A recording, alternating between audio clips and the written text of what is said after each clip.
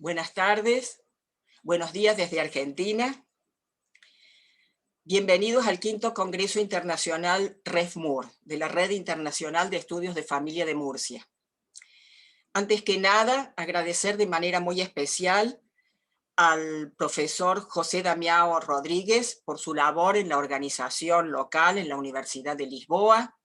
Agradecer sentidamente a la coordinación de la Red Internacional de Estudios de Familia y a todas las personas que de una manera u otra han trabajado para que este encuentro virtual haya podido realizarse. Nos convoca hoy, de manera virtual, la inauguración del quinto Congreso Internacional REFMUR. Nada hacía prever en Cartagena de Indias en 2018 que la siguiente reunión programada nos encontraría en situación de pandemia mundial. Por una parte, parece necesario resaltar que la pandemia está contribuyendo a profundizar inequidades e injusticias. Ha puesto de manifiesto las desigualdades estructurales en todos los ámbitos, ya sea el económico, el sanitario o la seguridad y la protección social. Como tendencias demográficas generales se proyecta, como resultante de la crisis pandémica, una reducción de la esperanza de vida al nacer, menor natalidad y cambios migratorios. En efecto, las investigaciones demográficas ya confirmaban antes de la pandemia el descenso de la natalidad como tendencia mundial casi general, aunque con grandes diferencias según continentes y países, fenómeno profundizado en estos años de pandemia. Si bien las causas de esta baja de los nacimientos se presumen múltiples y complejas, se percibe una incidencia mayor de la desnatalidad en países donde imperan principios culturales patriarcales y machistas. Enrique Peláez, demógrafo e investigador de CONICET, afirma que las mujeres casadas empoderadas en esos países ya no estarían dispuestas a cuidar solas a sus hijos, y ello influye en sus decisiones de tener hijos. En países del norte europeo como Finlandia, Suecia, Noruega, el descenso de los nacimientos es algo menos pronunciado que en los países del Mediterráneo. Es que allí los hombres cubren el 50% del cuidado de los hijos. Por lo tanto, las cifras muestran que ya no estaría funcionando el paradigma del sistema familiar norte-sur en Europa. Vinculada al descenso de la natalidad y concomitante a la enfermedad, el dolor y la muerte, los datos muestran el brutal impacto de la pandemia en las economías regionales, la agudización de los problemas sociales y el crecimiento de la desigualdad y la pobreza. En América Latina en su conjunto, aunque con elevadas diferencias interpaíses, han recrudecido los problemas productivos y sociales, superando ampliamente el impacto de la crisis en la Unión Europea y en otras economías emergentes. En este panorama, y como derivación de la crisis sanitaria mundial de COVID-19, una vez más, la familia es puesta a prueba. Sabido es que históricamente no ha existido un sistema familiar único, ni en el espacio ni en el tiempo, y que cada cultura tiene su propia concepción de la familia, y que como toda práctica social, muta y se encuentra en permanente transformación. De allí que ya hace 24 años, en 1997, James Casey enfatizara en que, por su adaptabilidad, la familia era un concepto plástico. Y en la misma línea de pensamiento, desde la antropología, Martín Segalen insistiera en la gran flexibilidad del hecho familiar y en su permanencia en el tiempo. Vaya un pensamiento y un agradecimiento muy especial a Martín Segalen, gran antropóloga de la familia, a la que debemos tanto en conocimiento, que ha fallecido en el mes de junio. Pero nos interrogamos, ¿cómo afectó la pandemia a las familias? ¿Son iguales las familias hoy de las que eran antes de la pandemia? ¿En qué medida el impacto del virus y todo lo que intrínsecamente entraña ha producido transformaciones? ¿Cuál es el aporte que la disciplina histórica puede hacer a la explicación del territorio de lo familiar hoy? En vinculación con el poder reflexivo y explicativo de la historia en las problemáticas del presente, Giovanni Levi proponía en 2020, en una conferencia virtual que tuvimos la suerte de escuchar en Historia como Ciencia, proponía la inversión de los problemas, la retrospección para comprender los problemas actuales, buceando en causas profundas y antiguas, entendiendo que la causalidad remota puede ser más importante que la reciente. Causas muy antiguas inciden en los problemas de hoy por influencia de tradiciones culturales.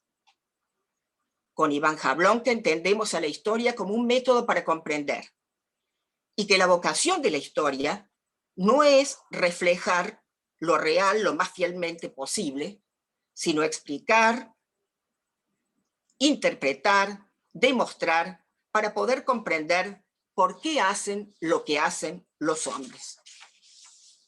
Una búsqueda interpretativa de sentido de las acciones humanas para la comprensión de la mecánica de lo social, de la coherencia de una cultura. Insistimos en la importancia de recuperar las matrices culturales.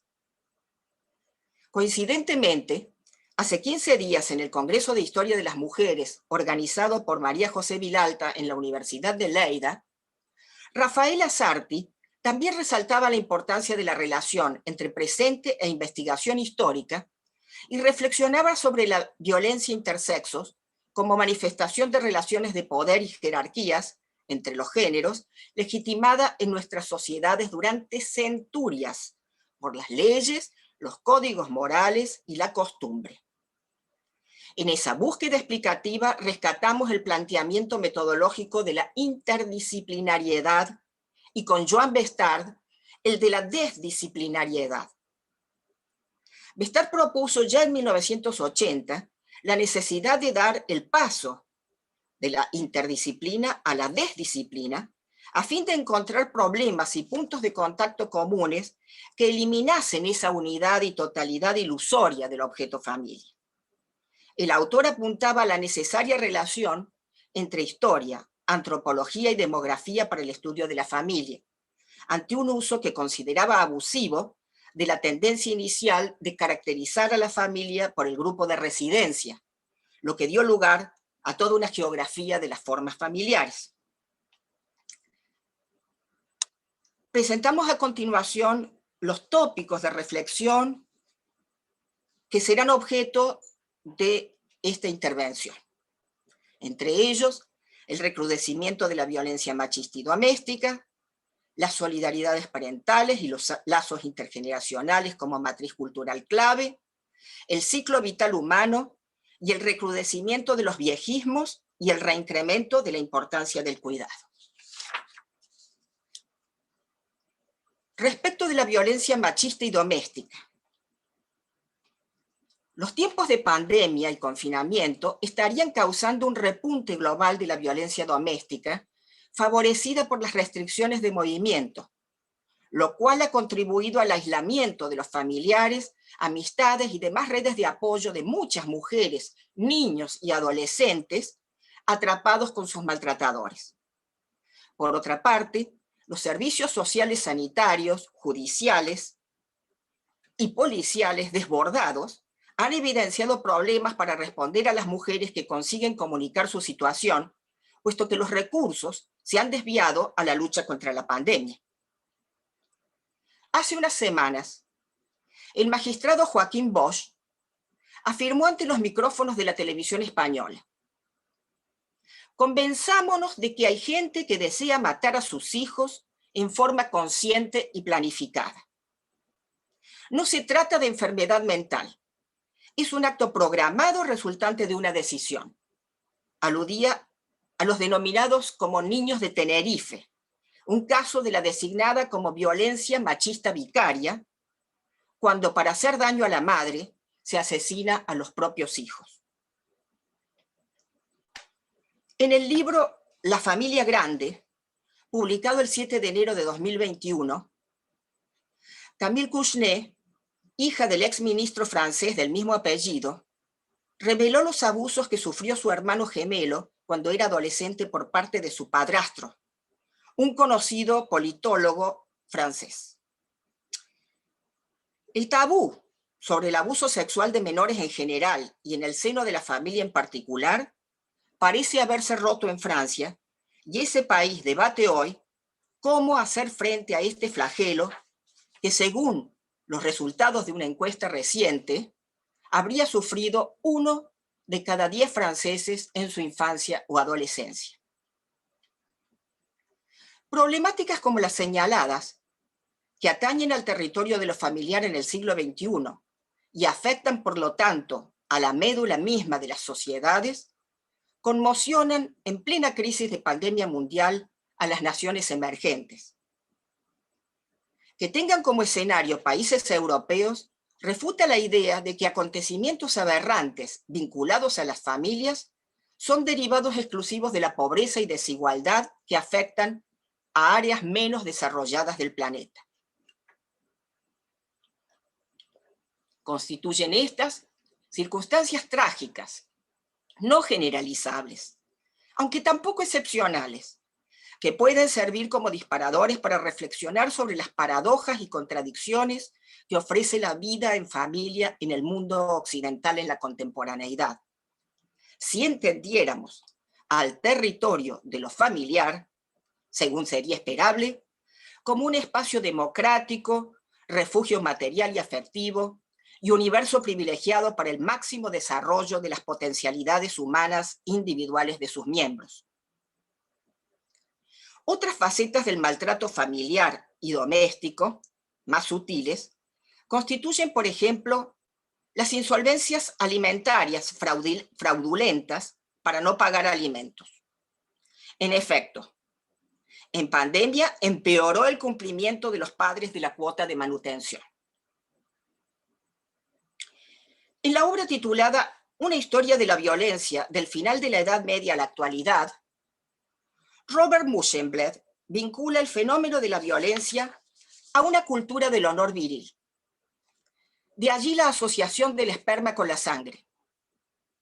Afirma que la palabra violencia aparece a principios del siglo XIII y deriva del latín vis, que significa fuerza, vigor. La paradoja de la civilización occidental, según el autor, habría consistido en considerarla por una parte ilegítima, en nombre de la ley divina que prohíbe matar a otro hombre, pero en simultáneo legitimarla al concederle un lugar importantísimo y positivo para validar la acción del caballero que vierte sangre en defensa de la viuda o el huérfano, o para hacer guerras justas de los reyes cristianos contra los infieles. Siguiendo el autor, puede decirse que las sociedades siglos atrás consideraban la muerte de un ser humano con cierta indiferencia, en el marco de una cultura en la cual la violencia viril era entendida como algo normal. Dentro de ese marco, la agresividad representaba un valor positivo y no causaba la marginación del culpable. Este era fácilmente perdonado por una carta de indulto real y tras pagar una multa y abonar una compensación financiera a la familia de la víctima, denominada paz de sangre, recuperaba su puesto en la parroquia y conservaba su honorabilidad.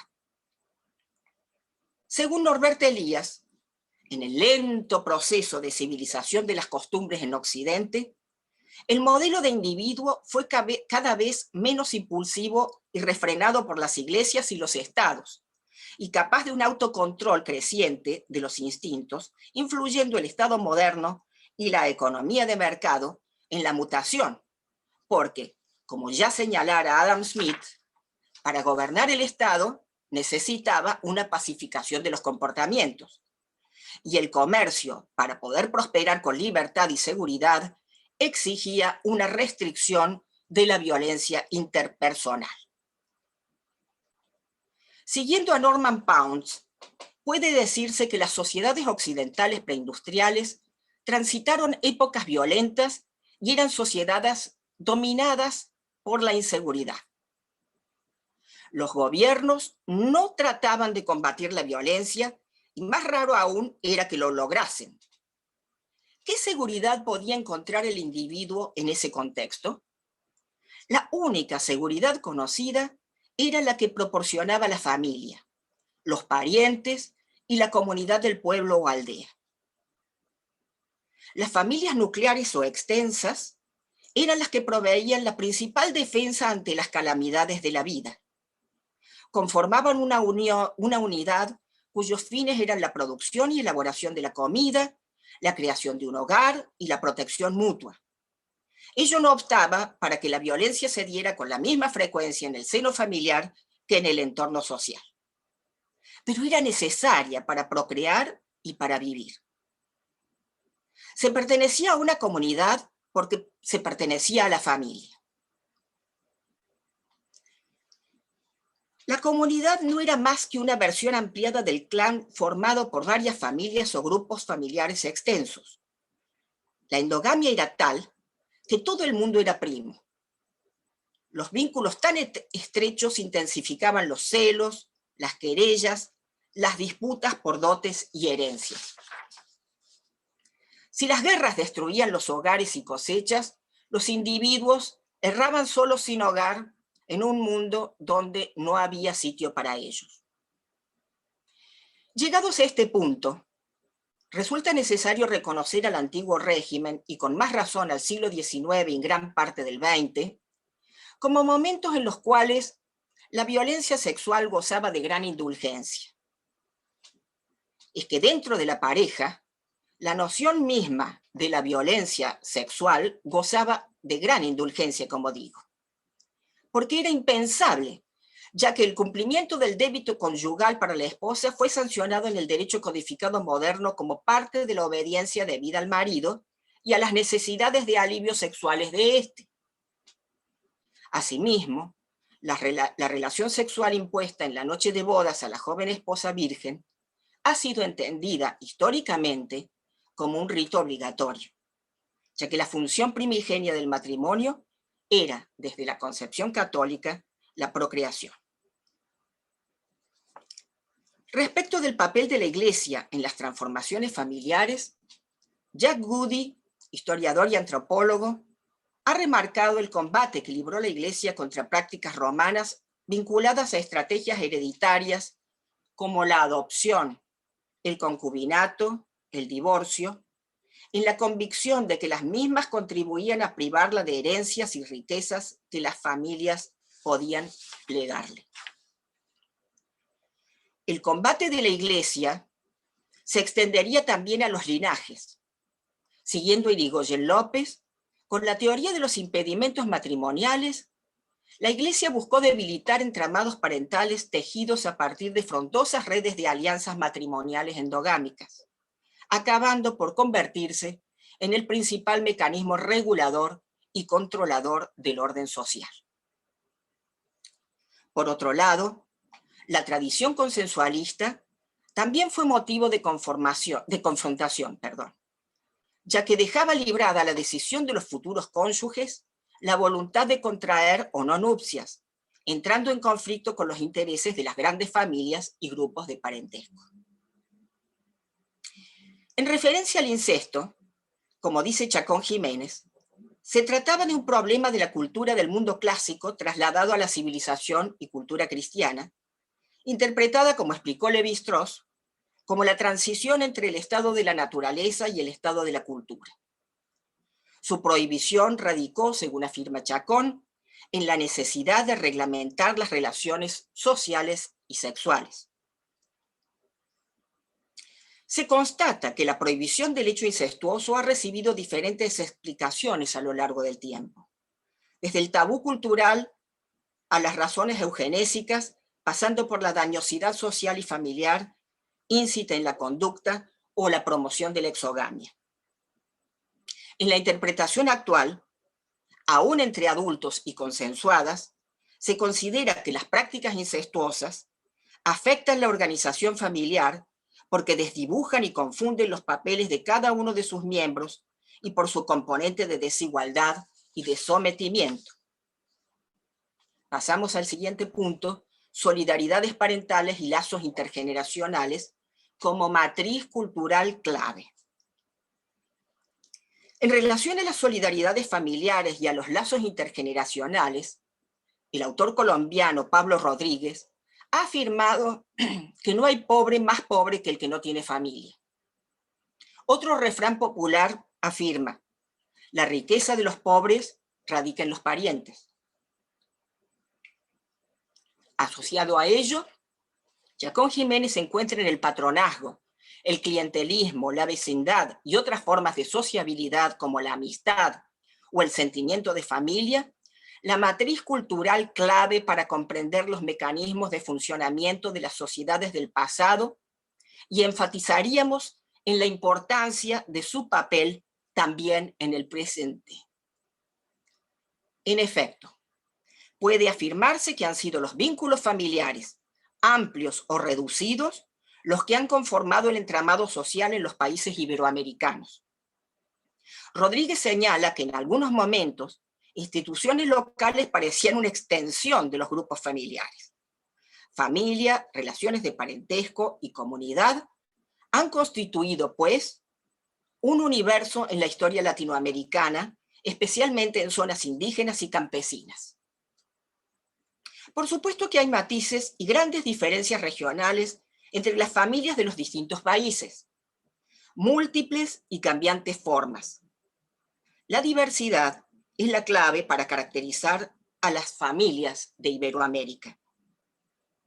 Una gran complejidad de formas y tipos de vivir en familia, vinculadas a la inmensidad del continente y la diversidad geográfica y cultural. Según Segalen, las redes de parentesco en cualquier época y contexto, a pesar de reducir las aspiraciones personales al imponer un control social, han constituido, sin embargo, el único recurso en tiempos de crisis en ausencia de un Estado benefactor. Rosario Estainú, respecto de su componente estructural y morfológico, como bien lo explica, la estructura de la familia nuclear fue también predominante en la época colonial. Aunque desde la perspectiva de las relaciones al interior de la familia y de los vínculos con redes más extensas de parientes y la comunidad, el proceso de nuclearización fue más tardío, pudiendo existir un tipo intermedio de vínculos familiares extensos con otros de tinte más nucleares, con mayor cohesión del vínculo conyugal, con expansión del afecto, la intimidad y el desarrollo de pautas individualizantes, acentuándose la importancia del amor conyugal, paterno y filial, manteniéndose, no obstante, las nociones de autoridad y desigualdad de género y generación al interior de la familia. Respecto de las solidaridades intergeneracionales, puede decirse que hoy, con el alargamiento de la vida, los ancianos son muy activos en nuestras sociedades, cuando están sanos y con buenas jubilaciones, y que los adultos mayores ya no son necesariamente una carga para los hijos, sino un recurso. Son ancianos los que dan dinero a los jóvenes, no al revés, decía Segalen. Ella destacó los enormes intercambios de servicios intergeneracionales a través de los abuelos para cuidar a los nietos y ante las dificultades de los jóvenes de encontrar trabajo. Pasemos a mencionar aspectos vinculados al ciclo vital humano y el recrudecimiento de los viejismos. Respecto de la vejez, en una de las producciones de la ingente obra de Pilar Gonzalo Aizpurú para la Nueva España, la autora explica el proceso seguido en las representaciones de las edades del hombre a través de la historia de la humanidad. La imagen del anciano oscilante entre la decadencia y la venerabilidad, en tanto personificación de la sabiduría y serenidad, pero también de la decrepitud, la enfermedad y la muerte.